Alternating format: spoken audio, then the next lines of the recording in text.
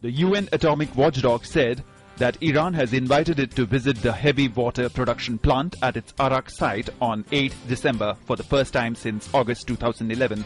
The so-called heavy water reactor Iran is building at Arak is of concern to the international community because Tehran could, in theory, extract weapons-grade plutonium from the reactor's spent fuel. Israeli President Shimon Peres said that peace with the Palestinians was urgent and possible amid faltering negotiations between the two sides. Peres, speaking during a visit to the Mexico City, said he welcomed the new round of talks revived in July with the aim of reaching an agreement within 9 months. Bangladesh's Election Commission said the general election in early January could be postponed to accommodate opposition parties that are threatening to boycott the polls. The Election Commission said on Monday night that the election would be held on 5th January, but the announcement has helped trigger a new bout of political violence in the country. A total of 15 persons have died in clashes between the security forces and opposition supporters in the last few days. The country has also been paralyzed by a general strike. Thailand's embattled Prime Minister Yingluck Shinawatra easily survived a parliamentary no-confidence vote against her.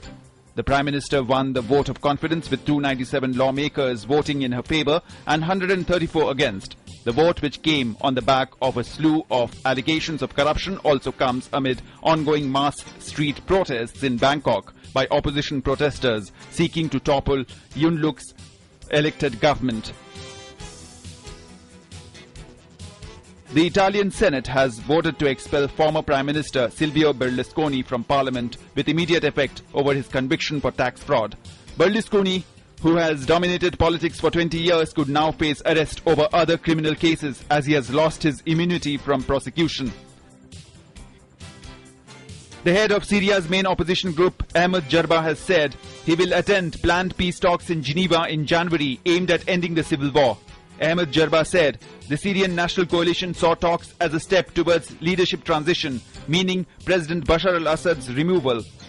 The Syrian government has also said it would attend but would not negotiate a handover of power. Malala Yousufzai, the Pakistani teenager shot in the head by the Taliban for campaigning for girls' education, has been named as Britain's most influential Asian by a weekly publication in London. NASA is planning to grow plants and vegetables such as turnip and basil on the moon by 2015 to understand whether humans can live and work on the Earth's natural satellite. The US Space Agency will deposit plants on board a commercial lunar lander on the moon's surface within the next 2 years.